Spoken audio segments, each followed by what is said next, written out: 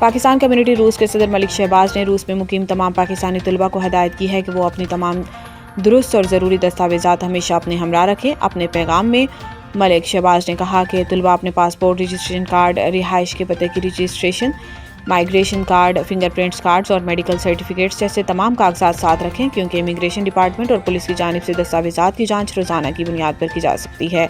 انہوں نے طلباء کو ہدایت کی ہے کہ اگر دوران چیکنگ کسی اہلکار کی جانب سے دستاویزات طلب کی جائیں تو پرامن اور مؤدبانہ رویہ اختیار کریں۔ اگر آپ کے تمام کاغذات درست ہیں تو کسی قسم کی پریشانی کا سامنا نہیں ہوگا۔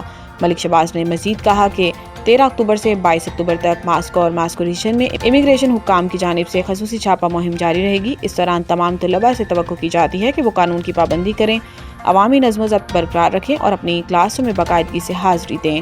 صدر پاکستان کمیونٹی روس نے کہا کہ طلباء اپنے طرز عمل سے نہ صرف اپنی بلکہ پاکستانی کمیونٹی کی نیک نامی کا بھی خیال رکھیں۔